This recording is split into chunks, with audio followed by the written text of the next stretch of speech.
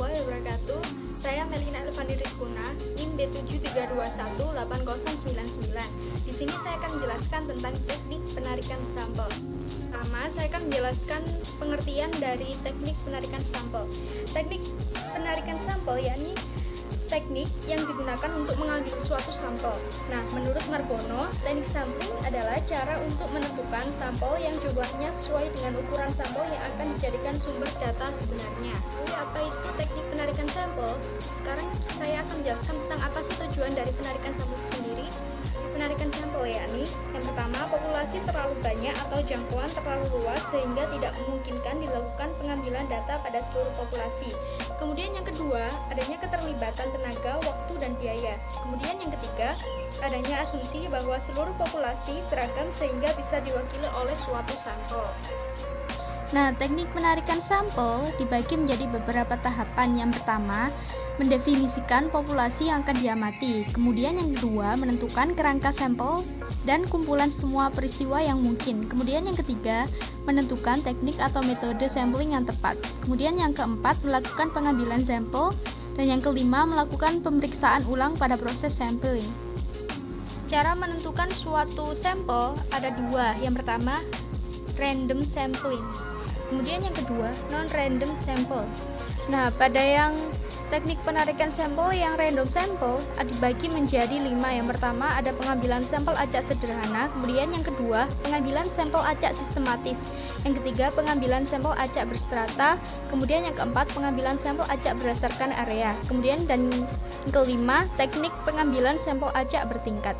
Nah, pada pengambilan sampel acak sederhana, pada pengambilan sampel sederhana ini adalah metode yang paling sering digunakan dan kelebihan dari metode ini yaitu dapat mengurangi bias dan dapat mengetahui standar error penelitian. Sementara kekurangannya yaitu tidak adanya jaminan bahwa sampel yang terpilih benar-benar dapat mempresentasikan populasi yang dimaksud. Yang kedua ada pengambilan sampel acak sistematis. Kemudian pengambilan sampel acak sistematis ini menggunakan interval dalam memilih sampel penelitian.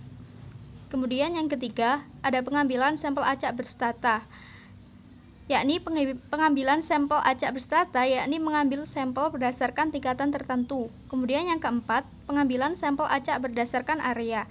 Pengambilan sampel acak berdasarkan area ini, yakni dilakukan berdasar kelompok atau area tertentu.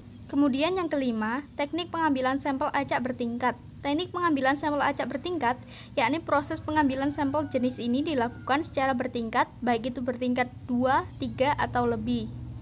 Nah, setelah mengetahui macam-macam dari random sample, saya akan menjelaskan tentang non-random sample, dibagi menjadi 5. Yang pertama, purposive sampling, yang kedua, snowball sampling, kemudian yang ketiga, accidental sampling, yang keempat, quota sampling, yang kelima, teknik sampel jenuh.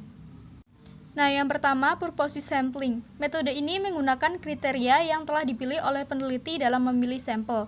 Kemudian yang kedua, snowball sampling, yakni teknik pengambilan sampel berdasarkan wawancara atau korespondensi. Metode ini meminta informasi dari sampel pertama untuk mendapatkan sampel berikutnya. Nah, kemudian yang ketiga ada accidental sampling.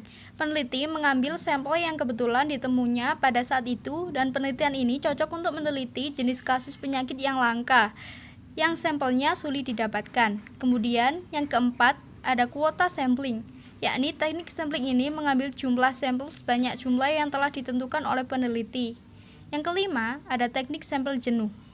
Teknik penentuan sampel yang menjadikan semua anggota populasi sebagai sampel. Nah, sekian penjelasan dari saya tentang teknik penarikan sampel. Kurang lebihnya saya minta maaf yang sebesar-besarnya. Wassalamualaikum warahmatullahi wabarakatuh.